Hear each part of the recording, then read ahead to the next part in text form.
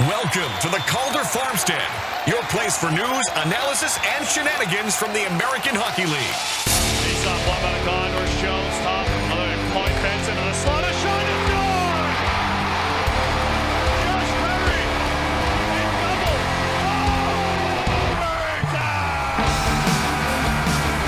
Left point long drive. Save Kinetic. What a stop by Matisse with the left pad. Oh, there was a scramble in front of the net. Denied was Matt Schicker by a miraculous piece of net binding by Matisse Kinetic. D-laner from the red line sends it in. Hofer in the his net. He stops it. Hofer looking. Hofer firing toward the empty net. He scores! Are you kidding me? Joel Hofer, a goalie goal in the Calder Cup playoffs. And now, with 9 minutes gone in overtime, the Bears breaking out. Right side with Fair. Brooks Light cutting to the net. Fair and let's go! He scored! He scored! It's over! Hello, hello, hello from Södertälje, Sweden. And Chicago, Illinois. Welcome to the Calder Farmstead podcast, episode number 125 for Thursday, January 19th, 2023. If you're hoping for a podcast featuring a walkthrough of draining irrigation equipment for winter storage, we're not going to be much help. This is an American Hockey League podcast, and my name is Sean O'Brien from StatsTrack and the AHL's only league-wide analytics guy. And I'm Sarah Avampato from Full Press Hockey and SB Nation's Canes Country. And as always, we thank you for tuning in with us. And if you're new to hearing Sarah and I talk about hockey, we're going to talk about some news around the league, as well as dive into and discuss the goings-on of 8 teams around the AHL. We both watch a lot of AHL games. We're going to talk about what we see when we watch the film, as well as use some advanced stats to help us break it down. If that's new to you, you may want to head over to our podcast feed or YouTube channel, wherever you're checking us out from, and check out episode 0. It's a short primer on some of the stats we're going to be talking about, as well as how we view what's important on the ice. So if you're new to some of the more advanced hockey stats terms like PDO or the point shares model, or newer hockey terms like controlled zone entries or Royal Road, go check that out. So you better be able to pick up what we're putting down. I promise it's not that nerdy or technical. It's only 20 minutes. And let's be honest, you wasted 20 minutes having respect for Ivan Provorov. You'll never get that time back. So next time, why not spend a little more time with us talking hockey? We do actually have some league-wide news to discuss. There was a trade announced today, like a bona fide AHL trade. The Grand Rapids Griffins / Detroit Red Wings are sending Kyle Criscuolo to the San Jose Sharks / Barracuda for Jasper Weatherby. The trade was 1-for-1. Both are not having great years. Criscuolo is older and kind of on the downside of his playing career. I would imagine he's 31. I would say he probably viably has less than 2 or 3 seasons left in his body. But he's been, a useful player for Grand Rapids or for an AHL team as recently as last season. It's kind of not hard to blame him for having a bad year when beach balls are going in behind him. Jasper Weatherby is younger, bigger, a little more physical, but he's definitely not as polished and doesn't really seem like he has potential to be really anything more than what Criscuolo was last season. A reasonably good AHL center and a maybe, cup of coffee guy in the AHL when your fourth line needs a body. So I don't understand this trade for Grand Rapids / Detroit unless it was just younger guy, big. But that doesn't sound like Steve Yzerman. Whereas San Jose, gets, I think, pretty clearly the better player who may not have, kind of upside or anything. He is what he is. But I don't think Jasper Weatherby was really ever going to be somebody of note. So I think San Jose pretty clearly wins this trade. Sarah, your thoughts? Yeah, I would agree. I think that, looking at San Jose, the Barracuda aren't good, but, they're 7th out of 10 in the division. I feel like adding a veteran player like that can, they're not going to win the whole thing. Maybe they'll win. It's not going to do much for them, but I could see adding a veteran player like that. I think he's won the cup before with an AHL with Grand Rapids. Could be good for some of those younger guys in the room. I know they have a lot of kids. this season, but it doesn't really move needles for anybody. I was momentarily excited that I wouldn't have to spell his name anymore. And then you very kindly reminded me, you also cover the Ontario Reign. You will have to spell his name. And that is correct. So I lose this trade.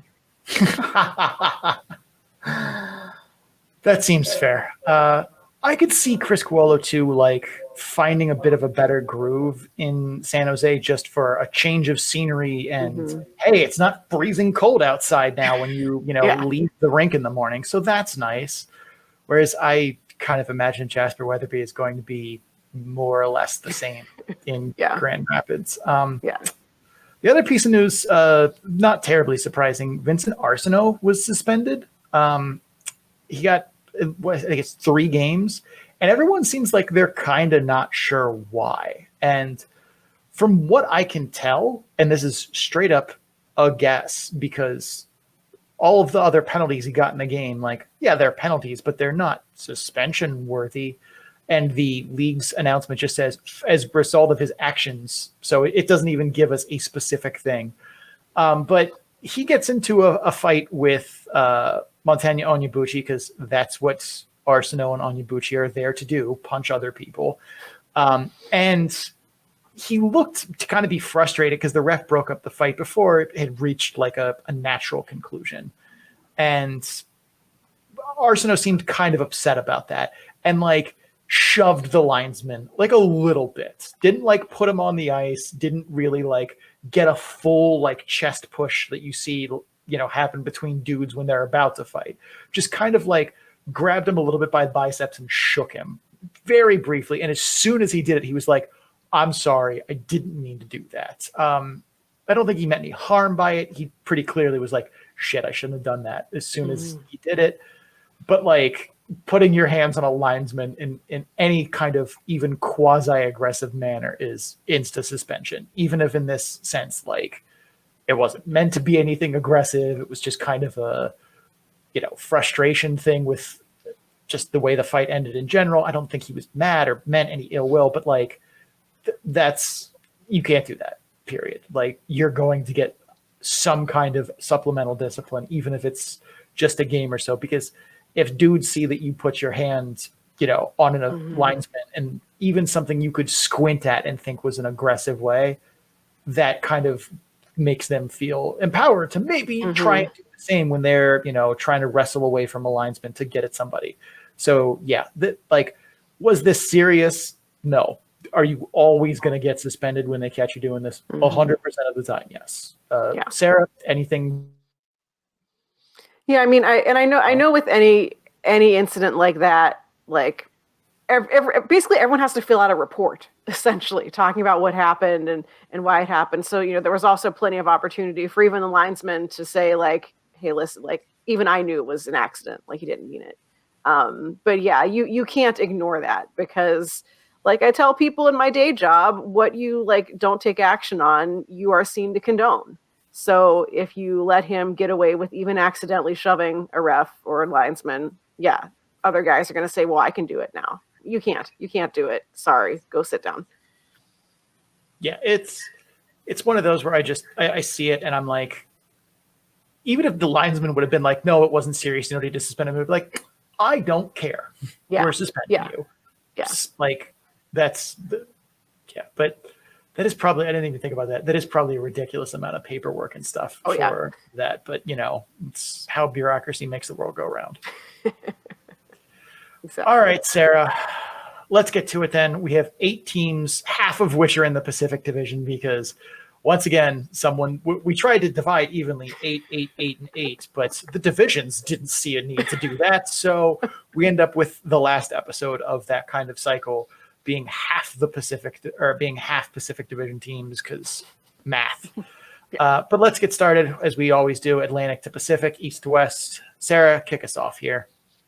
All right, so we are starting today with the Charlotte Checkers. And at the end of the COVID-shortened season in 2019-20, Jerry Mayhew led the league in goals with 39. It's the 3rd highest goal total from any AHL player in the last 10 years, and he still had a fair amount of runway to go before the season was canceled. That wasn't a fluke season either. He scored at a 30-goal pace in 2020-21 and 21-22. He played 40 games in the NHL last season as well, scoring at a 20-goal pace in the show. This year, he's on pace for 10 goals this season. The model has him in the 38th percentile with a fourth-line forward grade. He has 6 games this season with 0 shots on goal. He has, and it's just bad. He has 4 games with 0 shots on goal in his previous 92 AHL games, spanning the previous 3 seasons. So, Sean, what is happening with Jerry Mayhew? Honestly, I don't know if it's terribly on him why he's not been that productive.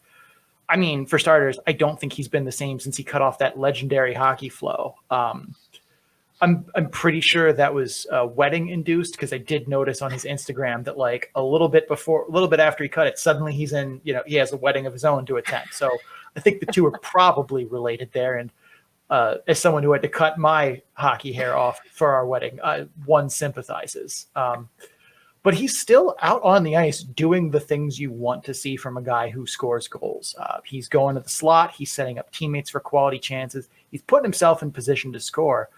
He's just not getting the puck a whole ton, and he's getting saddled with line mates who very much are not going to get him the puck. His most common line mates this season are at center Connor Bunnaman, and on wing some mix of Cameron Morris and Anton Levchi, and none of them are offensively gifted. Bunnaman is a grinder who lacks the skill set to create offensive opportunities with any regularity. If you saw him in Lehigh Valley, nothing's changed. Same dude. Defensively, he's above average, I would say. Decent penalty killer. But like offensively, no hands, no vision, not a great shooter. Levchi has 1 primary point since November 19th. That was a while ago. He has 1 primary point in that span. Cameron Morrison is straight up an ECHLer who gets calls up every once in a while when they need a body. But for some reason, Jerry Mayhew out there with Connor Bunnaman and Cameron Morrison or Anton Levchi, those are his line mates. And this is not a team that's devoid of talent or playmakers, but for whatever reason, they try and spread the talent out, but they do it in a way that really thins it, where it's like you're basically tying, 2 anvils to one of their better players and just expecting that to work out. And I think that's one of the reasons they've struggled a bit this year. His best bet would be to get on a line with Riley Nash, because when he has gotten time with Nash, he's produced. Case in point of Mayhew's 5 goals this year, Nash has assists on 3 of them. So even though they've never really been on a line for an extended period of time, the 2 of them are connecting. Heponiemi also would be a good line mate for Mayhew. He can dish the puck effectively. Logan Hotsko, Grigory Denisenko, Sordif, Tierney also would be good potential line mates for Mayhew. But all of those 4 that I just mentioned are either hurt or called up. So there are other options here, but no, let's staple him to Connor Bunnaman and continue to let him try and score while carrying an anvil around the offensive zone. And that's just 5-on-5. Mayhew does get power play time in the bumper spot, where he's been wildly effective in the past. Here's the problem, though. Charlotte doesn't really use the bumper spot. Their power play is still the 1-3-1 in formation, but they do a lot of the same things that other teams do when they don't score on the power play, where they kind of just work the puck around the perimeter and shoot from distance.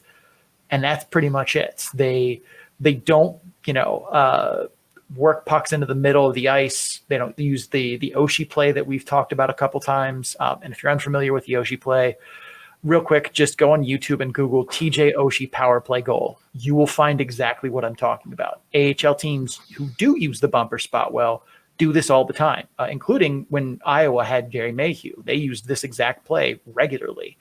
But Charlotte also doesn't look to, make use of the bumper for shooting opportunities, or to get pucks across Royal Road and set up one-timers. It pretty much leaves Mayhew to score via tips and rebounds in the bumper spot, which is not where his strengths lie. He can, find his way for a rebound. He scored, I think, 2 power play goals doing something similar to that. But he's not a big dude and he's not a battler. Like, that's not to say he doesn't, have any sandpaper to him, but like, he's not going to out battle a 6'3", 210-pound defenseman at the net front. That's just not who he is.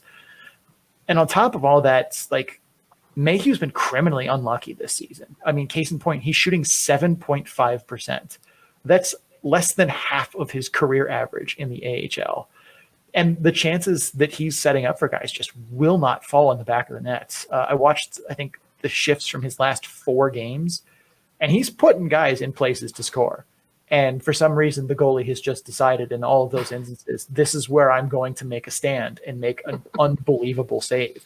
And he's had 3 or 4 of them, including one in overtime in their last game, where like he sets a dude up on the doorstep and all he has to do is put it in. And he just can't. And I expect that to change a little bit, as bad luck can't last forever. The Hartford Wolfpack certainly have learned that. But I don't expect to suddenly see him shoot, 12% and that have him rocket up the scoring race, because he's just not getting the puck for the reasons we talked about. He's having to drag around dudes who are not able to find him when he's in good places to score. And that's, shots may go in, but he still needs to get those shots on goal. Like you said, he has 6 games this season with 0 shots on goal. He had 4 in the previous 3 seasons he was in the AHL combined. That's insane. And unless that really changes, I don't think you're going to see Jerry Mayhew, look like Jerry Mayhew on the score sheet. Like, if you watch him, he still goes out there. He still does the things that made him, the league MVP a handful of years ago. He's still there, still the same guy, more or less. But he's not someone who's talented enough that he can carry, 2 guys who are not capable of making offense at this level around the ice and score. Like, that's asking too much of him. And in general, asking too much of just about any player in this level. All right, let's move on here. We do have a bunch of teams to talk about, and we're trying to keep these episodes a little bit shorter. So let's move on and talk about the Lehigh Valley Phantoms, Jerry Mayhew's former team. Last time we talked about Lehigh Valley, they were dead last in the Atlantic. Things have picked up a bit since then, and they have one player who we both picked to be on the All-Star team that's been a big help to them. Sarah, what's going on with the Opera Ghosts in Lehigh Valley right now? Well, first off, I think they could really use Jerry Mayhew. So if they want to make a deal, I think they could use him. Right now, Lehigh Valley is 5th out of 8. They've got 39 points. They're sitting above Bridgeport, Hartford, and Springfield, who have all kind of nosedived, particularly Springfield recently. Bridgeport just lost a whole bunch in a row. But there's an interesting logjam in the standings. So Hershey and Providence right now running away with 1 and 2. I don't think that's going to change. But there really isn't a lot of separation between number 3 and number 8. Charlotte in 3 has 42 points. Wilkes-Barre Scranton's in there with 41. Bridgeport 39, Hartford 37, Springfield 35. So there's not a big gap between any of these teams. Additionally, most of the other teams in the division have played 37 or 38 games. Lehigh Valley is sitting at 36. So they have some games to make up. They could gain some ground if they really, put their minds to it, I guess. We talked recently. Just to interrupt you quick, because I don't think that when you put that in your notes, you updated from. I probably did not. So currently, Hershey and Providence are at 54 and 51 points respectively, and then there is only. I was told there would be no math. 7 points separating the 3rd place Charlotte Checkers with 42 and last place in the Atlantic, Springfield, with 35. There is a bigger gap between Charlotte and Providence than there is Charlotte and Springfield. They're all separated by just a handful of points. So sorry to cut you off there, but just wanted to make sure, you were like, that's not the standing strength. Thank you for the additional math. I feel like the downside of this is like they play games after I've already written things down. But yeah, so there's not a huge gap. So if Lehigh Valley, things could go very well for them and they could jump back up in the standings. But right now they're just sort of in that mushy middle part. But we talked about Artem Anisimov. We talked about him last week in our All-Star episode. We also talked about him earlier in the year whenever he signed that deal partway into the season to join the Phantoms. And I feel like at that time, both of us were kind of like, what is the point of this? Like, what does he have to prove? What is he going to do here? why is this happening? But things are looking really good for him. He has been a huge asset for the Phantoms. He's hit a little bit of a cold spell over the past couple of games, but he's got 18 points in 21 games. His power play goals lead all active Phantoms players. He's fourth in the team on points, despite playing just a fraction of the games as the other guys. And he's just been a really big asset for them offensively. Now, he's seeing a lot of penalty kill time, which I don't love him on that. We'll talk about their penalty kill in a minute. But when you watch him, they make the diamond like every team does when they're doing the penalty kill. But he sort of cheats and goes more towards the middle. So it's more of a funky triangle instead of a real diamond. And I was watching some of his penalty kill shifts, particularly in the game against Toronto recently, where they allowed, I think it was two goals on 3 chances. And when did they score the goal? When he cheated towards the middle and left that sort of whole side of the diamond open. So I don't really love what he's doing there. I don't see other players doing that, so I don't really know why it's happening.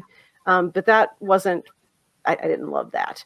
But overall, when I'm watching the Phantoms, not a whole ton jumps out as wrong. When I watch their games, they're not allowing a whole ton of rushes. They're entering and exiting the zone fine. It's not beautiful, but it's really unremarkable. It's like when you're watching a defenseman and you realize you haven't noticed them. That's usually a good thing. That's kind of how I feel about Lehigh Valley when I watch them. Their goaltending is average. They're just a team. Really, fifth seems like it fits for them because they're just kind of there in many ways. Their biggest problem is that no one is scoring, and special teams are bad. Their estimated even strength shooting is at 7.3%. In comparison, Hershey and Providence are both shooting at over 8%. Their goals for 23rd in the league. They've scored 103 goals total this season. But really, the penalty kill and that funky triangle is really what's hurting them here. They're second to last in the league, ahead of only Laval, who we're also going to check in on today. They've allowed 39 goals against on the penalty kill. That's second most in the league. In the last 10 games, they've allowed 27, or they've saved 27. I already closed my spreadsheet, so now I think I got this wrong, but it hasn't been great. They've had 5 games where they didn't allow a power play goal, and even though they're sort of improving, their recent starts have been dragged down by that game against Toronto. They allowed 3-on-4 in that game, so I feel like that's really sort of thrown things off. So the penalty kill getting slightly better, but now the power play has tanked. It started the season okay, but recently there's been a big struggle. They are 2 for 23 over their past 10 games. So that's not helping either. So this is a team that I feel like when I look at where they're at in the standings, I think that they're in the appropriate spot because they're not great. They're not terrible. There's some things that could or should change, but at the end of the day, they're just sort of skating through the season. Yeah, I'm a little higher on them than I think you are. I also know that eventually Troy Grosnick is going to get healthy, right? Yeah, that'll help a lot. Although Ershon's been pretty good for them this season. Pat Nagel's been at least serviceable, if I remember correctly, which I am fact checking on the fly. Ershon's been good for them. Nagel has been reasonably above average, barely, but slightly above league average. Felix Sandstrom's been decent for them, but we know what Troy Grosnick can do and what Troy Grosnick can be. So if they can get Grosnick healthy and pair him with Ershon or Sandstrom, who probably should be Carter Hart's backup still, I think that they're going to be in much better shape. It is baffling to me that this team can't score when they have talent. Tyson Forrester can shoot. Elliot Deonay can shoot. Artem Anisimov obviously can shoot. Ali Lexell has been an amazing playmaker. And they still have, Cal O'Reilly, brother of Ryan O'Reilly, on the roster. Jordy Bellreeve's not, a slouch. But and Cooper Marody still, who was our best forward, I think, a handful of years ago. He's at least started to finally to get it going. It seemed like he was injured for a while and struggled a bit. But he's he's starting to finally, it looks like, find his way a little bit, but this is a team that should be better. It's almost like Ian Lapierre is not doing a great job. But shocking. I mean, I wasn't a huge fan of that hire in the first place, but it's fine. It wasn't. There have been many worse ones, which I don't feel like is the biggest ringing endorsement. But all right, I will say too about the Phantoms. One last thing before we move on here. The whole middle of that division feels like a team that's kind of a flawed team. From Charlotte straight through Springfield, I feel like I can look at all of them and be like, you could send future me from April here right now and be like, oh yeah, Springfield went on a run and finished third in the Atlantic Division, still well behind Hershey and Providence, but third. And I'd be like, no, I can see a way in which that's possible. They get some health back, they get some guys from the Blues back, that kind of thing. They can go on a run. There's talent there. Same thing with Hartford, same thing with Bridgeport, Lehigh Valley, Wilkes-Barre, Scranton. All of those teams in there feel like they are capable of winning or losing ground in that division in a big way on a moment's notice. You could tell me Charlotte finishes last in the division this year. I'd be like, I could buy that. Alex Lyon has to stick with Florida, and JF Berube is, JF Berube. So the Phantoms definitely have a lot of ground that they can make up here and go on a run. But man, they need to find some answers to some things that should be answerable. Scoring on the power play. All right. Let's move on. Let's go to our only North Division team that we're going to talk about here, and that is the Laval Rocket. When we last checked in on the Laval Rocket, they were underperforming just about everywhere. Offense, defense, goaltending, transition, special teams. None of them really been able to get it going this year. Sarah, has much changed in our, all-star host? Yeah, other than getting ready for that All-Star game, nothing has really changed for Laval. Things are kind of just as dismal now as they were a couple of weeks ago when we looked at them last. They're when I looked, they're 6th out of 7th in their division.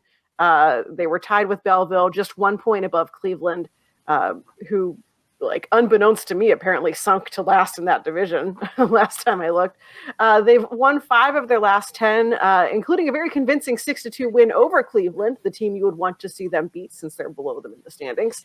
They did close out 2023 strong. They had 2 big wins over Syracuse, which is no easy feat. They won 6-3 and 5-1. But they've recently lost 4 in a row. They've had some tough opponents on the schedule, playing Manitoba, Toronto, Rochester, and Syracuse in those losses. We've talked a lot on here about their penalty kill structure. In a nutshell, it's bad. It's still fairly passive. We're not really seeing the entire structure of that PK get overhauled, but they have had more success of late. They're 28 for 35 over their last 10 games. So that's an 80% clip in terms of penalty kill, which is much better than where they have been. It's not enough to overcome the struggles that they've had to date, but there have been some improvements. And notably, Cleveland has the number 2 power play in the league right now, which makes it even more hilarious that they're last in their division. Laval went 6 for 6 in their most recent game on the penalty kill against them. And then the other time they played them in mid-December went 3 for 3. So they're doing something right in terms of beating one of the league's best power plays. The only real blip recently was a game against Syracuse. They allowed 3 on 4, which it's Syracuse. I don't know what to tell you. But for as bad as they are on the penalty kill, you'd think that would mean they would put forth the effort to take fewer penalties, try to be a little more cautious about staying out of the box. That's not the case. They average 4.1 penalty kills per game, among the highest in the league. That's bad. They've been shorthanded 153 times. That is 7th most in the league. And more importantly, second only to Belleville in their division. So all these teams that they're playing 4, 5, 6, 7, 100 times, they're in the box a lot. That's not going to help them get anywhere in the standings. One upcoming challenge for Laval is going to be their roster. The Canadians just today announced several major long-term injuries. Something out there in the universe has cursed players whose first names start with J, who play for the Canadians. Jonathan Drouin, Joe Armia out until at least the All-Star game. Jake Allen going to be out at least another week. Jake Evans, 8 to 10 weeks. Juraj Slavkovsky, 3 months for their star rookie. So that is a lot of players who play a lot of big minutes who are out. They just made 2 emergency call-ups, Rem Pitlick and Raphael Harvey-Pinard. Both of those guys now up with the NHL. Those guys also do a lot of the scoring for Laval.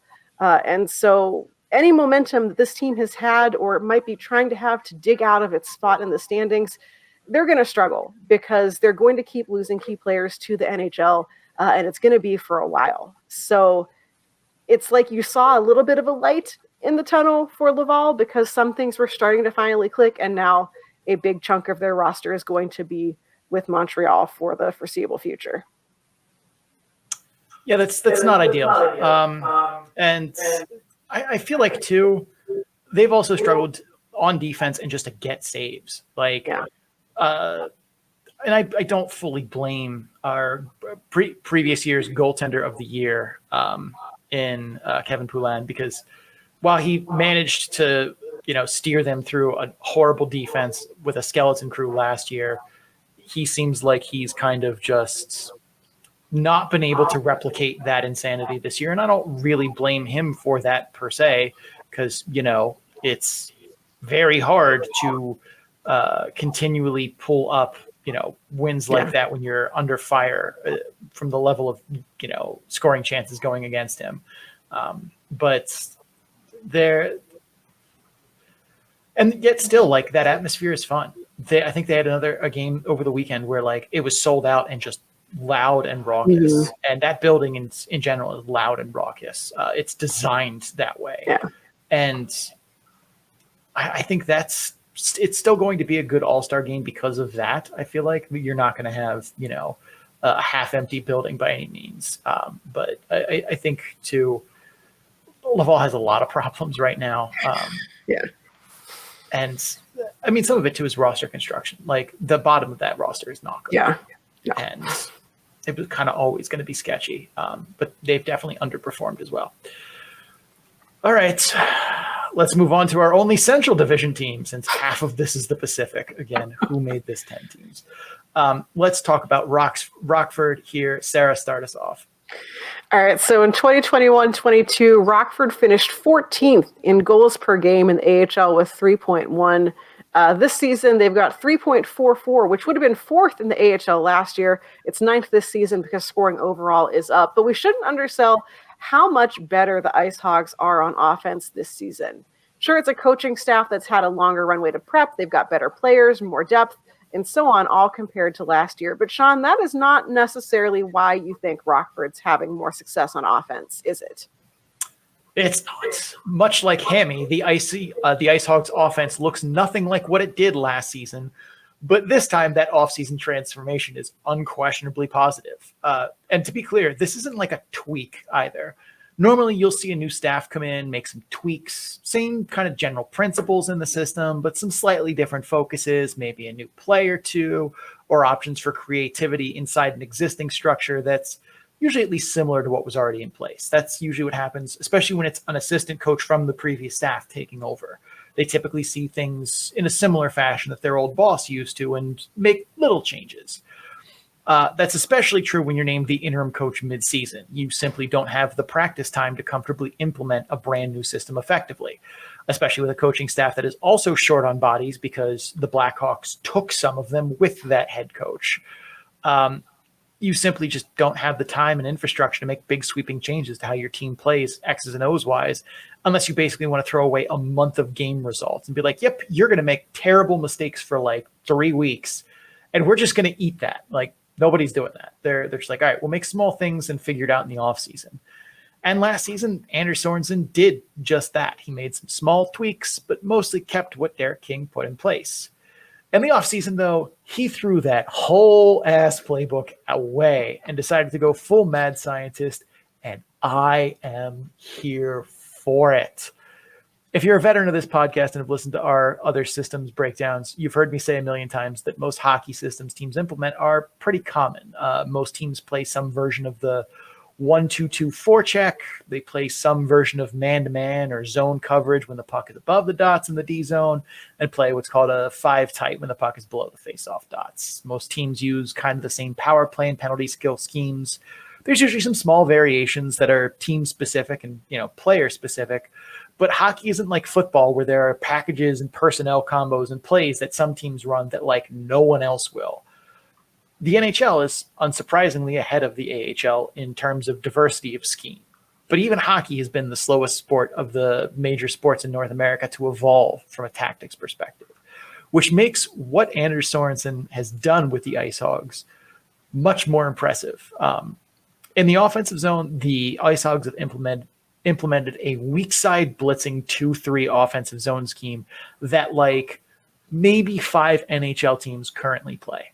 Some other AHL teams have kind of dabbled in doing some of the stuff that they do, but none of them have implemented what the IceHogs are doing full time. Other teams like Toronto did it last year, Wilkes-Barre Scranton shown it in places, Belleville a little bit here and there.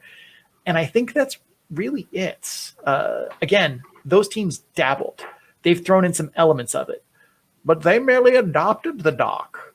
This Rockford team was born in it, molded by it. They did not see the light until mid-season, and then it was nothing but blinding. So let's go to the film to break this down here, all right? And by film, I mean still images, because trying to do the film while talking about it, while it playing, while streaming and recording doesn't always go well. But we'll go with some pictures. If you are usually the audio version of this, you might want to flip over to YouTube, because this is actually pretty cool. So what they used to play is basically a 2-1-2 offensive zone scheme, where you have one forward working the puck along the wall, a second forward near him for support, and the other forward at the net front or high slots. And the D basically stick to the points, don't ever leave the points. That's pretty much what they did. And here's a screenshot you can see from a game late last season. I want to say this is in April against Milwaukee. And you can see, your puck carrier here along the wall, a guy who's here for close support. So that's your 2, and then a high slot guy here. That's your 1, and then defenseman on the point. So 2-1-2. All right, another shot from last year. This is a game against Manitoba, a guy on the puck, a guy nearby for close support, 1 kind of at the net front here. And these positions, as the cycle moves and changes, get shifted around. So the guy who's on the puck, if he cycles it down, will become the close support guy, or he might float to the net front, and the other guy will be the close support guy. So these 3 rotate. And a lot of teams kind of use this, a variation of this system. Here's another shot from a game against Grand Rapids from late last season, where you see again, 1 IceHogs player on the puck, 1 up the wall for close support, 1 guy at the net front in the high slot. The D aren't even in the picture in there, but they're back there.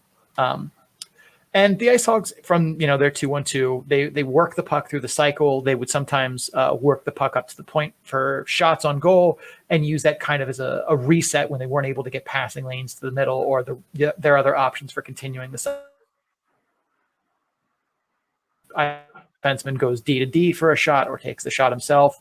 They hope for the rebound and then kind of reset and just go back to their 2-1-2. And again, a lot of teams use a very similar, if not an exact replica of this system in the AHL and the NHL. This season, though, the IceHogs said, screw all of that. We're going to transition to play a primarily 2-3 system with a lot of weak side blitzes, high reloads, and a defense that jumps into the play. First, simply to describe how the 2-3 looks here, it's kind of like I said with the 2-1-2, where the 2-3 is basically just physically where the guys are on the ice. You have 2 players, typically forwards, that are at or around the net front or low in the zone, working the puck along the wall, trying to kind of basically shoot the puck back up to the top, where their other forward and both defensemen stay high in the zone. And what that creates is an opportunity for, instead of cycling the puck low down kind of in the corners and around the faceoff dot, to cycle the puck up high and then attack downhill. And that looks kind of like this. This is from the game in Colorado. That was Rockford's last game, where you can see here 2 IceHogs down low and then 3 high in the zone. And basically what Rockford will do here is they will use a numbers advantage high in the zone to attack downhill. So what that looks like here is Rockford will work this puck, below the goal line, below the dots here. And then they will send this dude on the weak side. So on the opposite side of the ice, the puck is. This dude is just going to fly right into the slot. And that's really, really hard to defend because as the winger who's his mark, your job is to basically kind of monitor the puck carrier in the play while also monitoring the guy who's you're responsible for. And you typically, when you're high in the zone, do that more or less standing still or not moving a whole lot. So if that dude gets 2 or 3 steps of speed while you're not closely watching him, he's going to blow right past you into an open passing lane into the slot with speed. That's bad. And if you're a football fan, that's also how you see play action work in football. You see it all the time where a defender gets caught with his eyes in the backfield and the receiver just goes blowing past him and it's a walk-in touchdown because that was the guy he was supposed to cover.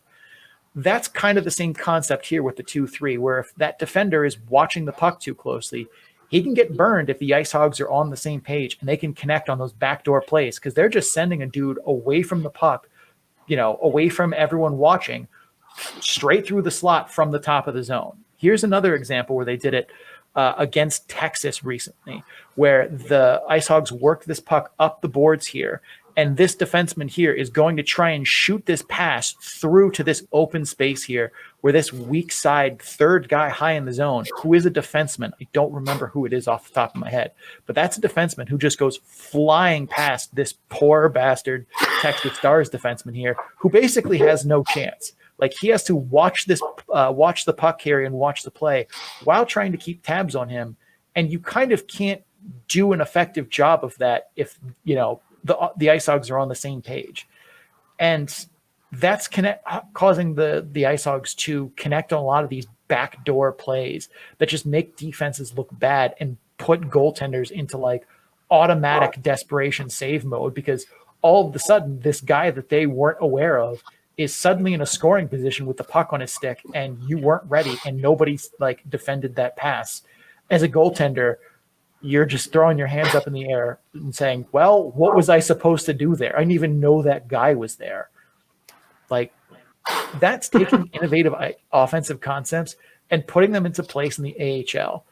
And it's a beautiful, beautiful thing. And to me, that puts the IceHogs staff in very firm competition for our best coaching staff award at the award show later in the season. Like if they can continue to do this and do it well and execute it well, we're going to be talking about them at the end of the year. And I think the other thing too that's been impressive is you can tell that there was clearly some common ground shared by the front office here because Anders Sorensen and the staff have to coach these guys.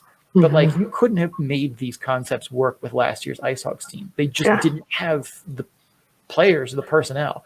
But now that they have guys like Cini and Gust, and they can put Reichel down there, and they can have more high-end forwards that they can trust to wield these concepts and make this work effectively, like that's the other thing too that makes it impressive. This wasn't just, we put a cool thing in place and the players went and did it. Is you found the players who could execute this well, and then you put it into place. This wasn't just a one-step process. You connected many layers together here as a coaching staff and a front office, and that's impressive. Sarah, any thoughts about the wild stuff that the Rockford IceHogs are doing on offense? Yeah, it's something that feels very unfamiliar to me, having watched a ton of IceHogs hockey over the years. I feel like they would have success on offense, but it would be because they had, that guy who's 33 and can't play in the NHL anymore, but can still kill it in the AHL. Like that's who scored goals for them usually.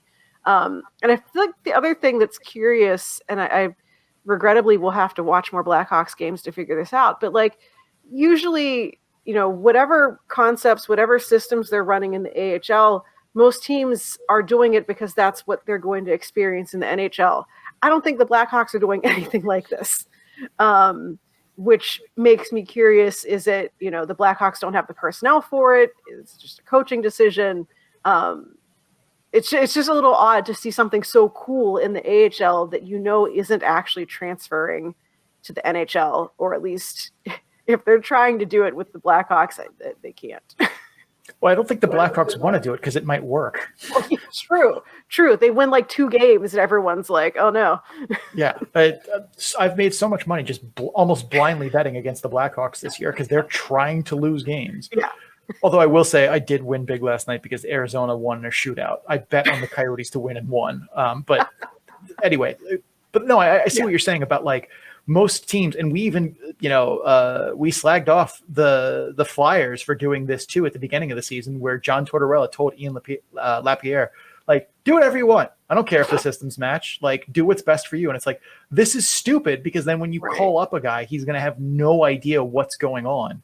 And normally I would say that that's a dumb idea because you want your entire point of your AHL team is to make NHL players. And if they're going to have to unlearn the stuff you taught them and relearn a system, like that's time and effort and practices that they probably don't have to get comfortable. And like, that sucks because you can't be out there thinking on an NHL rink. You have to know what you're supposed to do and be focused on execution, not where is that guy supposed to be. Yeah. So like, yeah, from that aspect, this is probably not helping Rockford IceHogs get ready to play for the Chicago Blackhawks. But right now, I think Chicago's probably okay with that. Yeah. Like, they're not looking to win, so they would rather have Rockford's play the hockey that's going to be best for them and create a winning environment down there. And maybe that's what the Flyers were trying to do too, because they're clearly not trying to win. But I don't know. I'm excited that we get to see this as opposed to getting to see whatever the Phantoms are doing wrong. But like, I do see your point that this is probably not the best thing for their NHL club. But I would also say too, like, their NHL club should probably be doing this. Like, I can see Patrick Kane being very effective at running this kind of offense. But at the same point, like, yeah, I wouldn't trust because like they don't have DeBrincat anymore. Right.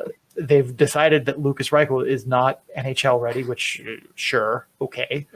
But like, I don't really know if the rest of the Blackhawks could pull off executing this at the NHL level. So there's maybe a little bit of that to it. But hey, when they have Connor Bedard next year, because that's definitely who's going to win. You could roll your eyes all you want, but I know. There's going to be the like, oh man, when Gary reached his hand into the bin for the envelope, one of them was just freezing cold. Weird that it was the Blackhawks. Can't wait for the conspiracy theories. It's going to be great. Oh, every year, whoever wins the draft lottery, there's always conspiracy. Like, it doesn't matter. Whoever wins it this year, there's going to be conspiracy because of it being the like one of the deepest drafts in the last 10 years. All right. We're going to take a break here. After the break, we will get to the Pacific Division, specifically Abbotsford, Coachella Valley, Calgary, and Bakersfield.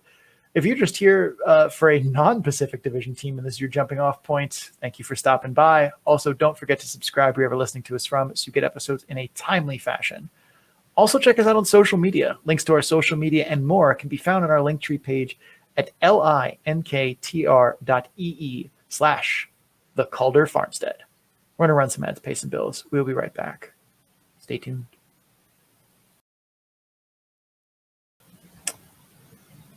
And we are back from break. We are headed to the best coast, the West Coast. We have 4 Pacific Division teams because that's the way the numbers work when you do 8 teams at a time. We tried to do, a balance of the divisions, but the divisions decided, what's balance? Who needs balance? No. So let's get right to it. Let's talk about the Abbotsford Canucks. Sarah, way back before the start of the season, we both looked at Abbotsford and we looked at what the model predicted for Abbotsford, and we agreed there wasn't much to look forward to. They made some roster moves immediately after and changed things, but we both predicted the team would end up with less than the model's projected 76 points. Right now, though, Abbotsford is projected to finish with 90. What changed that we couldn't have predicted for the Canucks to give them such a big bump? Well, first off, Christian Wolanin going absolutely buck wild this year is a huge part of this, as is Lane Peterson, one of those trades that they immediately made, and his 1.33 points per game right now. Neither of those guys' performances are things that we could have anticipated based on their past careers. Wolanin spent most of his career bouncing between the AHL and the NHL. In the AHL, the most points he's ever had in a season is 31, and that was his rookie year in Belleville. the 2018-19 season over 40 games. That was also his best year in the NHL with 12 points in 30 games with the Senators. Last year with Ontario, a little more recent picture of his performance, 18 points over 37 games. This year, he has 40 points in 35 games. That is not something that I would have ever guessed that Christian Wolanin was going to do. It's also important to note that he's not just doing well offensively, he's also doing well defensively too. So he's not sacrificing, pucks in net behind him in order for him to help score goals. Lane Peterson, at the time he was traded from Chicago to Abbotsford, it was like, well, that's a move that someone chose to make. I watched him over his 4 games in Chicago. He just didn't look like a good fit there. He's a guy that I know has a track record of success on offense, even playing with some mediocre teams throughout his career. Prior to this, he spent his career in San Jose, but mostly in Tucson. Neither of those historically have been great teams. In limited action in Chicago, he didn't really impress me. He was given every chance to, playing big minutes, playing with some of their better players, and just didn't really accomplish anything. So I didn't think anything about it when they traded him. I was like, well, that's fine, whatever. And then he started immediately contributing in Abbotsford. He's been huge on their power play. He's got 9 goals, which leads the team and is second in the league only to our favorite island player, Michael Carconi. So that's really good. They've got 4 players scoring at or near a point per game. Again, not players that we would have been expecting to see these things from. They're getting good depth contributions from players like Cal Rout, John Stevens, Danila Klimovich, who we've talked about on here before, seems to be figuring out the North American game. He's a player who's kind of high risk, high reward, but our biggest concern about him was that this seems like the first time he was playing in a system that actually has structure to it and didn't seem to be getting it. But we're seeing more of the reward now from him than we were earlier in the season. He's got 8 points in his last 10 games. So they're getting performances from guys that, I don't think any of us, human or model, would have expected to have those performances. The eternal question is always, is this sustainable? So on Twitter, Sean, you shared a graph showing their rolling estimated PDO, which gives us some indications that maybe this isn't. They have been all over the map this season. They started with one of the lowest PDOs in the league, just over 91, to right now sitting on one of the highest. Their rolling 2-week estimate is at 109.45. That's big. That's big. Right now, their overall estimated PDO is at 101.17. So they're outperforming what we should be expecting to see from them. And they have some guys with some fairly outrageous shooting percentages. So I took a look at it, excluding players who've only played a couple of games or who did something wild, like took only 2 shots and scored goals on both of them. Didn't count those guys. Lane Peterson is scoring at 37%. Ooh. Yeah, I'm not even a numbers person, and that's not even a real number. His career average is at 19.2%. They've got a rookie, Arshdeep Bains, scoring at 21.1%. This is his first year in the league, so who knows what's going on there. Vincent Arseneau, 16.7%. His career is at 13.6. Cal Rout, 16.3. Career average, 13.1. Justin Dowling, 14.5. Career average at 11.3. So these are all guys who are being big contributors to the Abbotsford Canucks, who are really outperforming their careers. And these are all guys who have long AHL careers. So it's not like something that just came, it's like the Bains, who it's his first year in the league, and we have no idea what really to expect of him. I don't think that Jeremy Colleton is unlocking some sort of secret potential with these players to have them suddenly shooting, 2-3 plus percentage points over their career averages. This is not something that's going to continue for most of these players. So I feel like the Canucks should enjoy the ride that they're on right now. Do they actually finish with 90 points? I still don't buy it. But something weird is happening in Abbotsford. I think that's my final decision, is something weird is happening. You could have won a gigantic bar bet with me about Vincent Arseneau's career shooting percentage at 13.6. Yeah, I was like, that's a typo. She means 3. Yes. I triple checked that before. No, it is correct. But I would have said 8. He's had a season shooting 20%. Yeah, that's and yet is the punchy guy shooting more, right? And not punching. Yeah, That's I would never have guessed that. Like, No. I mean, Archdeep Baines right now shooting 21%. Like, sure, he's not that good of a shooter. That'll come down. Peterson at 37 will obviously come down. That's bonkers. Rao at 16, I think that's probably sustainable. Down at 14.5, that's probably sustainable. Like, that's over their averages, but like not a ton. Right. That's I'm having a good year and did some work on my shooting form in the off season. Like that's a reasonable overshot of your career average. But yeah, also too, I mean, good for Danila Ice to be finally, connecting on things. I'm very much looking forward to, him completing the breakout and us putting our Danila Ice shirts out because they're designed, they're in the they're in the chamber. We're just waiting for the time to release the Danila Ice Baby shirt. Amazing.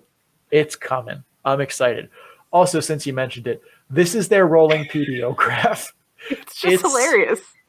Yeah, it is genuinely just like, oh yeah, this point is unsustainable. Womp. That point's unsustainable. Whoop. That point's not going to happen. Nope. And we're just going to bounce. Like they have one of the bouncier ones. But I thought since you mentioned that, I'd bring that up. But yeah, that's. I think they're very good right now. Don't get me wrong. I think if you told me this team would stay together as composed through the rest of the season, I think they could make that point total. The thing is, I don't believe that's going to happen. Like, no, because Vancouver is going to sell off guys. Oh, I mean, if they can, I don't know who's taking some of those contracts from them. True. Like, I mean, who is? God, Vancouver. Let's not go there. It's just that's going to get sidetracked in a way that's not productive to an AHL podcast. But yeah, I don't believe that this team stays intact like this. Off the top of my head, what does their games lost look like? That explains it. It's middling. They're 20th in value lost from players missing games. They're right around league average in terms of how many games they've lost. In case you're curious, that chart looks like this. This is Abbotsford right here. 176 games lost from the starting roster. 20th in terms of the value of those games. So they've had pretty good luck with that. Whereas like Colorado, Toronto, Cleveland. Cleveland has lost the most value to call-ups in the entire AHL. Yeah. Anyway, let's move on. Let's talk about the Coachella Valley Firebirds because we have to, talk about more Pacific Division teams. But I like Coachella Valley, so let's get to it. All right. So Coachella Valley, they are currently first in the AHL in standings, and they're projected right now to tie for first with Hershey, according to the model. They've got the best even strength goal differential in the league. Good but not great special teams, and yet their season-long estimated PDO is 103.39, and their rolling estimated PDO hasn't been below 100 since November 8th. So the Firebirds look good, but the question again, do you think this is sustainable? I want to be careful how I answer this because I mean this in a very specific way. And I'm going to say, no, this isn't sustainable. Emphasis on the this. What's happening right now is not sustainable. But I think a tiny step down from here probably is. And what I mean by that is if Coachella Valley took a small step backward here, I think that's likely sustainable. They're a very good team that's also getting some very good puck luck. And as we've said in the past, that's when you see teams just look unstoppable. When they're a team that's at, the peak of its roster, that's getting good puck luck. They just, they're housing teams. Ontario had some moments last season where they'd go on a month-long PDO bender and just blast teams into the sun. Colorado did the same last year. Chicago did the same last year. The fact that Stockton did that, but they didn't usually have too many big PDO benders. Like they were just doing it from good old-fashioned elbow grease. But that's what we're seeing here. We're seeing a good team getting good luck over more than just, a weekend sample. Like they've gotten good puck luck for most of the season. The other thing, too, is that according to our games lost to injury and call-ups, the Firebirds have lost the fewest games in the AHL and are 21st in the AHL in value lost from call-ups and injuries. So they really haven't suffered any injury sprees to themselves or to the Kraken, which has definitely helped them a lot. That being said, they're currently on pace to finish the season with 111 points in the standings, and I think their current points percentage is like 771. That would be a point percentage higher than an AHL team has finished with in the last 18 years, and 0.04 points percentage away from the all-time AHL record. So yeah, the Firebirds are very good, but they're not better than the 2009 Hershey Bears or last year's Wolves team or that like 92-93 Binghamton team that just lit teams on fire. Like, this team is very good, but they are not historically good.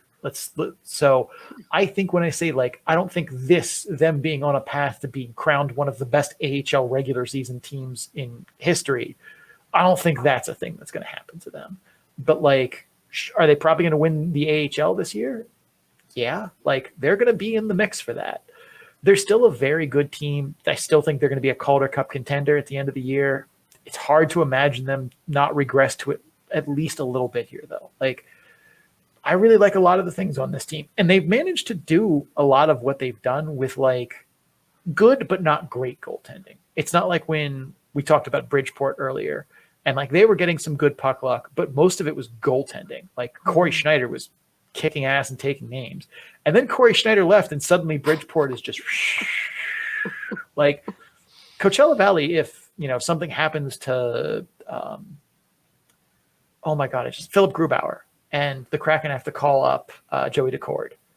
Like, he's been fine for them. He's been better recently, but, like, overall, I think they would survive with a call up goaltender or Christopher or Gibson holding down the fort. Like, they have not relied on 930 goaltending to get to where they are, which is impressive. So I think that we're still going to see this team be very good in the playoffs, assuming that nothing catastrophic happens, like, Podorowski goes out and breaks his ankle or something like that, knock on wood. But, like, I don't think they're going to continue this.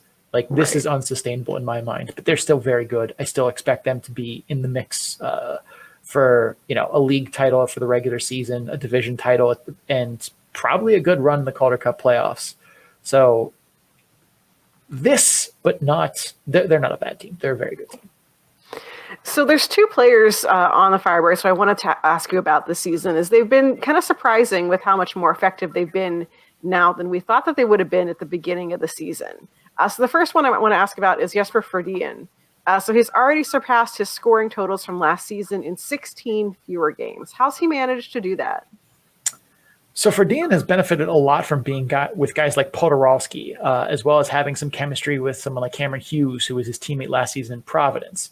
Like, him and Hughes didn't really connect that well in Providence last year, but, chemistry with guys is weird. It kind of waxes and wanes. It comes on and then it leaves. It's a fickle mistress, but, like, he clearly seems to be connecting with the two of them and with, like, Max McCormick, because those are the guys who are feeding him assists on his goals. And Fredin's always shown that burst in skating, and that's helped. He's always been a solid shooter, and that's helped. But what he's really done this year is develop the ability to find soft ice in the slot. And what I mean by that is that he finds space in the slot where he doesn't have to battle for position. He's not in there, fighting to get his stick down through defenders. He can just kind of sneak in the back door and find some space where defenders aren't actively, pursuing him. And he's just hanging out there. He's waiting for passes to get to him. And because he's saddled with high-end playmakers like Podorowski, who can find him with passes in those places, all he has to do is, manage to get a clean shot off, and they're probably going to go in because he's on the back door looking at an open net. Like, I mean, how many goals have we seen him score this year where he's just open at the back door and rips one past a sprawling goalie who's like, where did this guy come from? I feel like there have been a lot of them this year. He scored, I think, 3 or 4 over the past weekend that looked exactly like that, where he was just left all alone on the back door. And, Podorowski found him, or McCormick found him, or Cameron Hughes found him, and he just taps it right in. Like, I don't mean to, make it sound like he's standing there scoring goals. Anyone could, but, like, finding those spaces where he doesn't have to, battle and get cross-checked in the lower back 30 times just to stand there. Like, that's a skill, and it takes awareness and hockey IQ to find those places, as well as being able to time swooping in and out, because you can't just stand there and expect nothing bad to happen to you. You have to time your entry and exit to those places, and he's managed to develop that, something that I don't think we saw a lot of in Providence over the course of this season, and he's really, turned that into the season that he's had. So the second player I wanted to ask about was Coachella Valley's all-star defenseman, Riker Evans. He has 22 points in 34 games as of Wednesday night. The model has him in the 94th percentile among AHL defensemen with a first pairing defenseman grade. So what have you seen from him that has allowed him to succeed here? I mean, he's really been everything that Coachella Valley hoped he could be, and he's been that since basically day one, which is incredibly impressive because this is his first season in the AHL coming from juniors. We don't normally see guys as rookies. I mean, even older ones. Like, he's 21. He's turned 21 already this year. Or not for 2023, but he's in his age 21 season. And you don't see a lot of those guys who are coming over from the WHL or the OHL or the Q or Europe in that, age 21 season and just jump in and succeed. Like, I was high on him in the preseason as I thought his game would translate well from how he scored and how he played in the WHL to the AHL.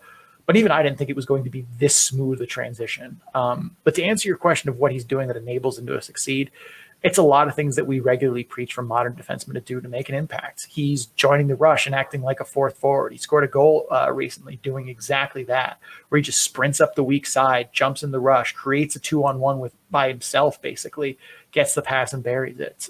He's activating off the blue line during the cycle, causing defenses to have their structure break as he just blows past the winger and jumps into the play. Like, we talked about how Rockford is engineering that.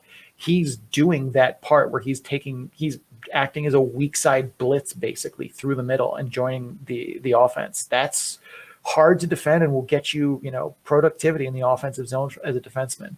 He's also really crafty in dealing with forechecking pressure and has repeatedly made that first forechecker, known as F1, look stupid multiple times. I mean, he's shown to be a Houdini level escape artist on the versus a forecheck, where he's spinning off guys, working through them, deking them around, like just making them look bad. And if you can contribute in the offensive zone, contribute, in the rush, and contribute in starting the breakout and in transition, you're going to endear yourself to every coach who's ever lived that's, not 75 years or older. He also has really great awareness of where all 10 skaters are on the ice, because he's constantly looking over his shoulder, making sure that he has a mental picture of what the situation looks like all around him. And you can see at times it looks like he's playing with the overhead camera on NHL. His defense has also been really impressive, more so than I would have anticipated, because a lot of those dudes who come from juniors aren't up to defending the speed and physicality of the AHL, competing against grown-ass men. But he's used his skating and his hockey IQ to defend, and he wields those tools effectively. That means he doesn't have to chase the play or use energy out-muscling guys in corners or at the net front. He's also really proactive, defending the rush, and will step up and kill plays in the neutral zone instead of letting opponents walk through the neutral zone and, have an even man rush or an odd man rush. All in all, Riker Evans has been very impressive. We didn't name him to either of our all-star teams, but he was very close. He deserves to be there. I think both you and I thought there were a couple other guys that we'd put ahead of him, but he's in that, he doesn't not belong there. But he plays a very translatable game, and the parts I was concerned about, he's clearly spent some time developing. And I think give him a year or two more, and I think the Kraken might have found themselves a reliable middle pair guy. All right, I think that is a good place to leave it for Coachella Valley. Let's go to the other fire-related team in the Pacific Division, the Calgary Wranglers. Sarah, kick us off. So crossing the border hasn't seemed to have too much an effect on the Calgary Wranglers, as they've by and large had the same level of success that Stockton had in the 2021-22 season. So what are some of the biggest reasons that you think that is? All right. So one, this is a talented and deep roster, and one we were pretty sure was going to be a contender in the Pacific. In the preseason, it was, if they lost guys like Kirkland and God and Fraze from last year's squad, but if they get some step ups from Utes like Connor Zary, Emilio Peterson, Poirier if they can get them to step up and fill that depth, they should be, able to not replicate what they did last year, but have a similar level of success. And that's exactly what's happened. I mean, Connor Zary, Emilio Peterson, and Jeremy Poirier have been fantastic this year. I don't think anyone anticipated them to make this big a leap, but they have. Not to mention, Brett Sutter has the same number of points this season in 33 games as he had in 65 with Ontario. So, like, being close to home seems to agree with Brett Sutter as well. This is a team that has top-end talent plus depth plus goaltending. It's also a lot easier to have success when your, deep roster isn't regularly being pilfered by injuries and call-ups. I mean, just ask Hershey. But Calgary is 29th in the AHL in value lost from call-ups and injuries based on their opening night roster. I mean, Matthew Phillips has missed 6 games. Jakob Peltier has missed 5. Ben Jones has missed 1. Cole Schwinn has missed 2. Radim Zahorna has missed 13. Peterson 5. Poirier 2. Nick DeSimone missed 6. The Wranglers have only had 2 goalies start every game this season. That makes things unbelievably easier for a coaching staff that already won Best Coaching Staff last season in our award show. Shockingly, making their job easier of not having to, deal with a skeleton crew or patchwork, your bottom 6 has translated into wins. That's kind of how it's supposed to go. That's not to mention that they have a top 5 penalty kill, a top 5 power play, the 5th best defensive environment, and that Dustin Wolf guy backstopping the whole thing. The other thing that helps that helps Calgary win consistently is their dominance in transition. When the Wranglers get possession of the puck in their own end, whether it's off a rebound or a turnover or a dump and recovery, they're sending forwards fly in the zone. They want guys, taking off as soon as they see their team get possession of the D zone. And their defensemen are looking for stretch passes. They're looking to burn teams and just torch right through the neutral zone. And if you're a defenseman on the other side in the neutral zone and you're not ready to see that dude go flying past you as soon as they get possession, best of luck to you, sir, because this has got them, flying through the neutral zone, creating 2-on-1s, creating odd man rushes, creating breakaways. They're looking for those seam passes, and they're hitting them a lot. Granted, this approach occasionally gets them caught here and there with their hands in the cookie jar. And in those moments, you see that, yes, Dustin Wolf does have one of the better defenses in front of him. But when it breaks down and they get caught trying to make a stretch pass and it gets picked off, he's able to still make those big saves in those moments. Like, yes, he probably has one of the easiest workloads overall in the AHL compared to, like, say, Lucas Dostal or Phoenix Copley when he's in Ontario.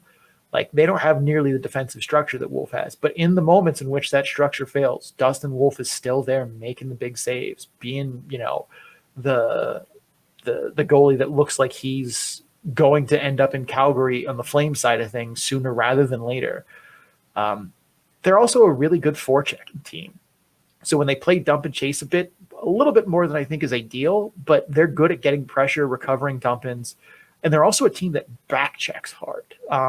Credit once again to Mitch Love and getting buy-in from this team, because Sarah, you can attest to this. You don't see guys back checking with full strides like they do in the dog days of January, unless they are all the way in for whatever their bench boss is preaching. Yeah, like the last thing I'll say about Calgary is their special teams are phenomenal. Their penalty kill is aggressive in its own end. It forechecks effectively. It keeps opposing power plays on their toes. Their power play attacks, using Royal Road passes, shots from the inside of the slot instead of shots from the perimeter. We dinged teams all the time for doing that crap. But we talked about, who was it earlier? Charlotte on the power play for doing that and not being effective. Calgary doesn't and is much more effective. All in all, the Wranglers are doing things well that we preach all the time. They're aggressive. They execute well in transition in all 3 zones. They have stable and consistent goaltending. They have a coaching staff that clearly meshes well with its players and puts guys in the right spot to get the most out of them. The special teams are schemed well. On top of all of that, they haven't gotten ridiculous puck luck either. Their estimated PDO for the season is 101.29.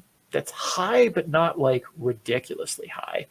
And that's all coming together to say, just like last season, this team is for real. The film, the numbers, all the signposts are here to say the Wranglers are a top team in this league, and you should watch out for them.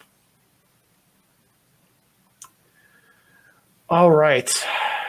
Let's move on to the last team of the evening, the Bakersfield Condors. Sarah, as the Edmonton Oilers get healthier, the picture for Bakersfield should improve. Right now, they're 9th out of 10 teams in the Pacific Division and just won 3 of their last 10 games. Help has got to be on the way, though, right? Or is this just the way things are going to be in Condors Town for the foreseeable future?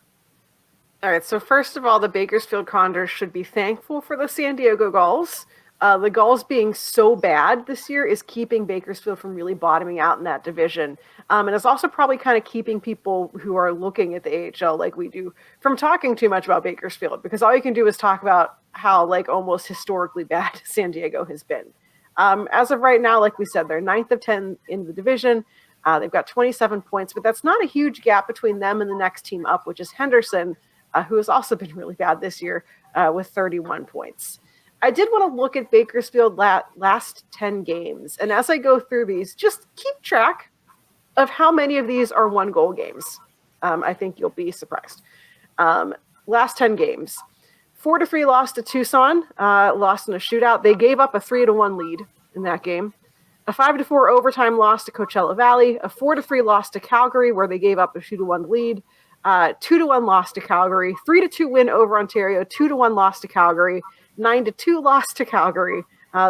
Their lives are sure bad that they had to play the Wranglers that many times in this period.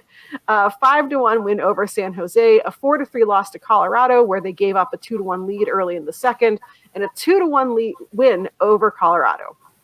If you're counting along at home, or if you weren't counting along at home, that is 6 1-goal losses and 8 1-goal games overall. That's not great. This is a team that is like finding ways to lose right now. They play well in spurts. They'll get a couple goals in a short span of time, and sometimes that is enough to win, or in the case of those overtime games, get them to overtime. The game where they won over Colorado, both their games came within 30 seconds in the third period. Their 3-2 win over Ontario, they scored 2 goals in about 4 minutes in the second period, and they still nearly allowed Ontario to come back and tie it in the third period. When we talked about Bakersfield earlier in the year, we said that they weren't playing well, but they were playing well enough to win. They're sort of in the same boat, but the coin isn't flipping in their favor. It's like they're finding ways to lose. This is a team that I feel like you hear guys talk a lot in the league about having your A game and your B game, and when you don't have your A game, your B game still has to bring something to the table. When they don't have their A game, their B game's just sort of there. It's just not happening for them. They've really cooled off from earlier in the season, where they're projected to get around 90-some points. All season, we've been kind of looking at them in terms of being a team that should improve once they get players back that they've been missing. Edmonton is starting to get healthier. Evander Kane just returned to the lineup there.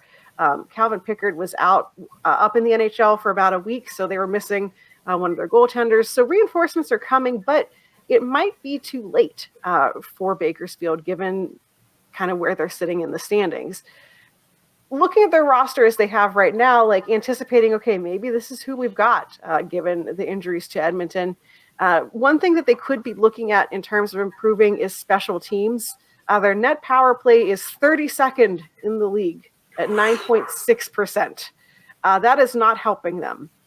Since the start of January, they are 1 for 11 on the power play. That's not helping them. All things considered, we just looked at them having 6 1-goal losses and 8 1-goal games overall that maybe could have been a little less tense, those 2 wins or those 6 losses, had they just gotten just a couple more power play goals. That record of 3 wins in their last 10 could look a lot different had they scored more than 1 in 11 chances over the past, 18 days. So I think they kind of have to look at their roster the way it is right now, and that special teams, they have to figure that out, because that is not helping them get anywhere in the standings. I'll be honest, I take a little bit different of an approach to those last 10 games that you talked about, where, most of them were a 9-2 and a 5-1 loss aside. Like, they were in those games. Yeah. And I mean, a 4-3 shootout loss to Tucson is painful, but like 1-goal losses to the number 1, number 6, and number 8 team in the entire AHL. I don't know. Like, yeah, they're running a skeleton crew for a little bit there, and they have some problems, and that power play is very clearly awful and not working. But like, if you're taking 1-goal losses to teams that you should be getting housed by, I take that as, I mean, yeah, losing is not good. Don't get me wrong. But like, at least that tells me that they're close. Yeah. Like if you're losing 2-1 to Calgary, or 3-2 to Coachella Valley, or 5-4 to Coachella Valley, like, yeah, you wanted to obviously win that game, but like, you're close. You should have been like, if all of these games were 6-0, 5-1, 9-2, then like, all right, yeah, throw this team into a rocket, launch them into the sun. But like, they're at least in these games, they're keeping these games competitive against teams that should be much better than them.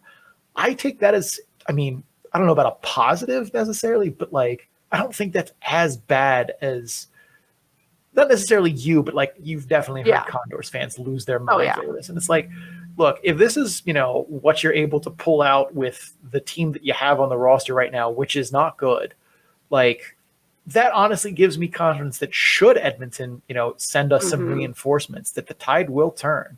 And, the bottom part of the Pacific Division is an absolute gong show. Like nobody in the bottom, half of that division. Yeah. Basically Tucson down is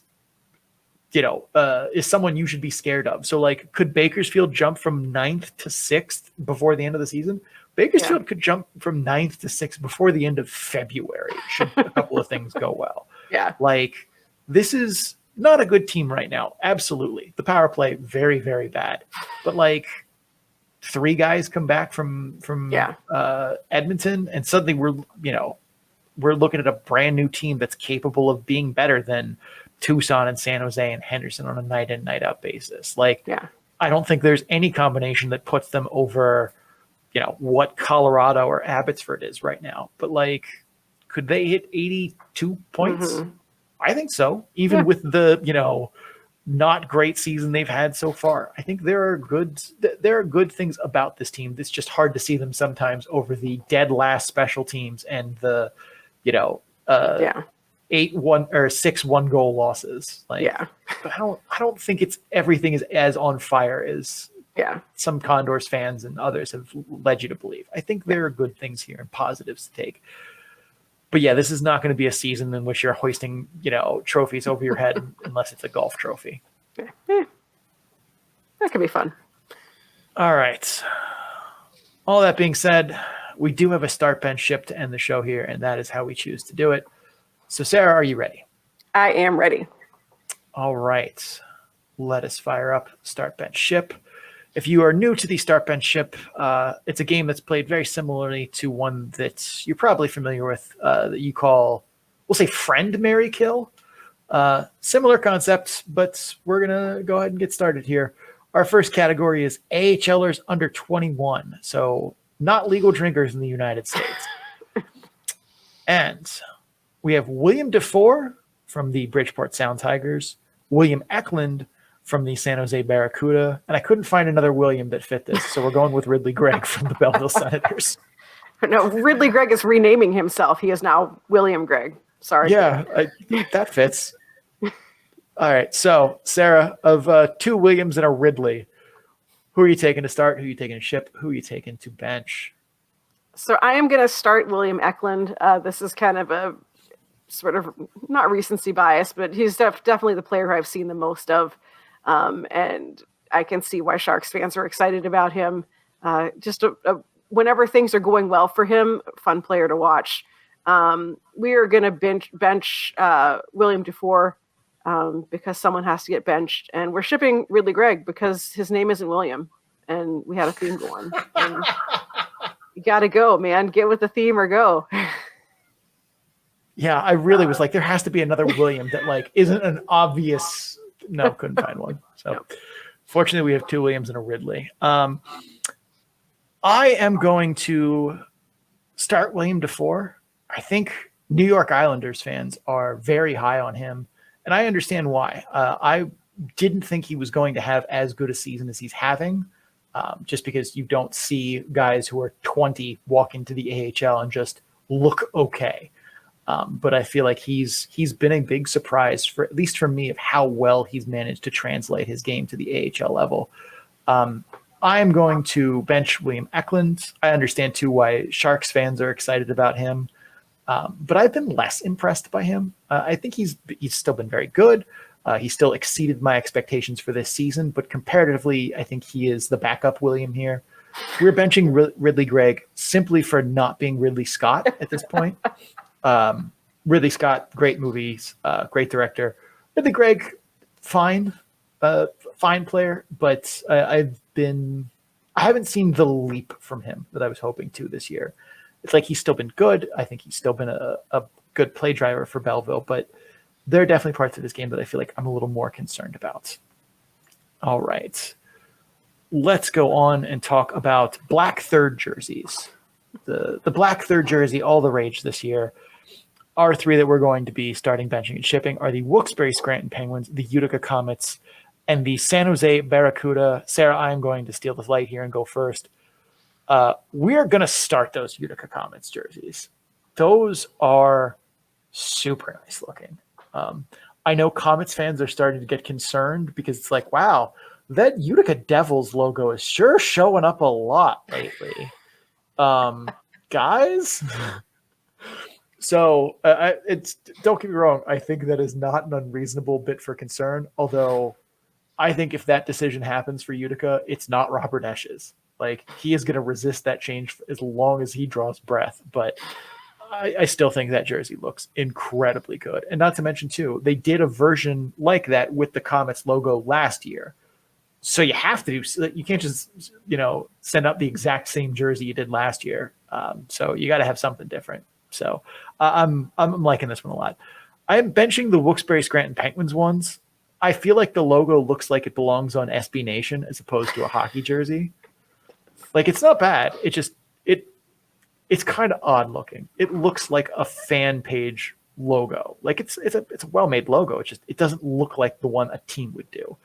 That and they're kind of plain otherwise. Just like, that could be a beer league jersey. I am shipping that Barracuda jersey into space. Like, not to the ECHL, not to the SPHL, not to the Fed. I am shooting that thing into space that hopefully one day will dissuade alien life from coming here and taking us over. That jersey is horrible. First, never put your nickname in diagonal on the jersey. Ever. Like, that is a cardinal sin.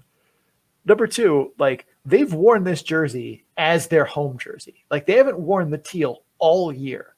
I don't know why. I've heard some rumors that, like, the jersey company screwed up their order and that's why they're wearing them, which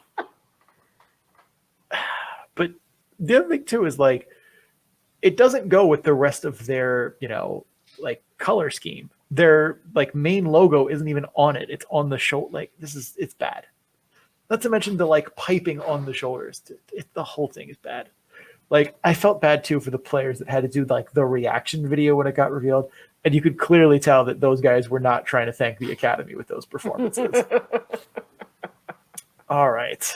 Sarah, what say you? All right. I am starting the Penguins. It's a bit of a homer choice as a born and raised Pittsburgher. Pittsburgh, I don't know. I'm probably going to get evicted from the state for not knowing the official word for that. But it's a fun penguin. I like cartoon birds. I totally get. I mean, that was my first thought though. Like, did you rip off some sort of SB Nation? So, like, absolutely, it looks like a fan site logo. But I love me a good cartoon bird. Utica we're benching, which sort of pains me. I'd like to, like, start 0.5 them because that is a really sick jersey. I love it. But I got to go with the homer choice. I am also shipping that Barracuda jersey into the sun.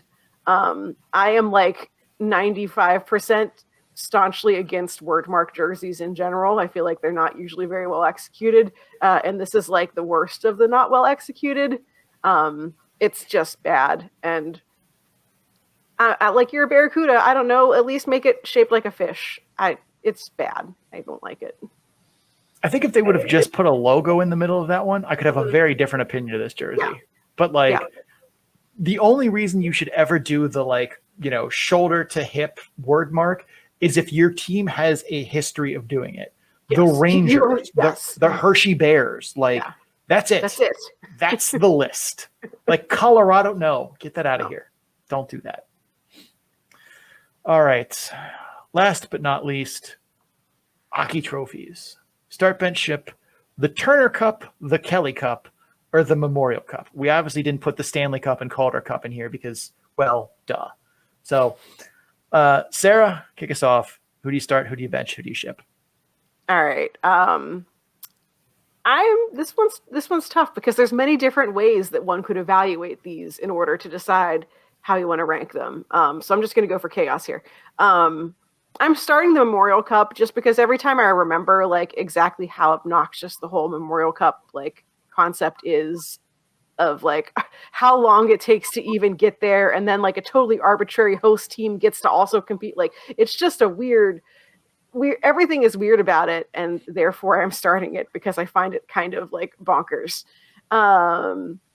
We're benching the Kelly Cup because I can and I have to choose one to bench. We're shipping the Turner Cup because it just looks like a knockoff Stanley Cup, and we don't need that. That's fair. I am starting the Turner Cup. All right. I feel like of the three, it is the one that looks like a championship trophy the most. Legit. I feel like it's the most regal looking. It is Stanley. It is not. I definitely get the knockoff Stanley Cup vibes. Don't get me wrong. I get that. Especially like the old stovepipe Stanley Cup from like the 40s. Definitely. But I don't care. I still like it. I do. I am benching the Memorial Cup because the Memorial Cup is like one of like when you see the team that wins it, it's an awkward trophy to like do the whole over your head. Like it looks super weird. And it's broken a few times, not because dudes were rough handling it, because the base is so much heavier than the cup part. And raising it is awkward because you want to grab the inside of the cup. And like the joint at the top of the cup where it meets the like super heavy base just snaps because it can't handle that kind of like weight distribution. So I'm benching it for poor construction and balance and weight. I'm shipping the Kelly Cup because that was what Colorado was supposed to do, and I feel like shipping it to the ECHL is the official stance of the Kelly Cup on this podcast. Brilliant. All right. Wow, that one should be fun for Cece to edit out. Anyways, any closing remarks or final thoughts here, Sarah? I forgot all about that Kelly Cup nonsense, and now like I'm just gonna laugh all night remembering all of that drama. It's brilliant. I mean, it is permanently a part of our background on YouTube. So as it should be. As it should be. All right. Sarah, take us home. All right, that is it for the show. Thank you so much for watching and or listening. The Calder Farmstead is a part of the Full Press Radio Network. You can listen to this and several other great hockey, sports, and sports entertainment programs at www.fullpresscoverage.com. Just click the podcast drop-down menu in the top right portion of the website and enjoy. If you guys are enjoying the Calder Farmstead, please make sure you subscribe so you get episodes in a timely fashion. Also, if you're listening on Apple Podcasts, Spotify, or Amazon, please rate and review the podcast. I cannot say this enough. Please rate and review the podcast. We know that you guys subscribe and you like us. Drop us some stars, a couple of lines of why you like the show, what you don't like about the show. If, you're watching it on YouTube, like the video, comment what you thought of the episode, also subscribe. Click some of the other buttons down there. See what they do. Explore the space. But doing those things helps other people find the show, and your reviews help us improve it. You can also follow the show on social media at Calder Farmstead on Twitter, at the Calder Farmstead on Instagram and Facebook. Links to all of that and more can be found on our Linktree page, which is linktr.ee/the Calder Farmstead. Big thanks to Adrian Drake, who made our theme music. You can find him on social media at AD_dysfunction. That's AD_DYSFUNCTION. So we can make music for you too. Sarah, where can people find you? All right. My name is, as always, Sarah Avampato. You can find me representing Full Press Hockey on Twitter at Right Said Sarah. That is WRITE, Said Sarah with an H. You can check out my writing at Full Press Hockey, where I talk about the Ontario Reign, or over at Canes Country, where I talk about the Chicago Wolves. Sean, where can folks find you? I'm Sean O'Brien. You can find me on Twitter at Sean O'Brien81. That's SeanObrien81. I'm also on Instagram at Sean O'Brien_81. If you go to Instagram and follow Sean O'Brien81, that is a different guy. You can find my stats work on Tableau, where all of the graphs you've seen tonight, the PDO things, the player maps, that one that tells you should you bet on the team for that night, all of that's on my Tableau page. You can find it at bit.ly/data-dump-and-chase, all lowercase, all one word. Once again, thank you for tuning into the show. For Sarah Avampato, I am Sean O'Brien, and as always, please dump and chase responsibly.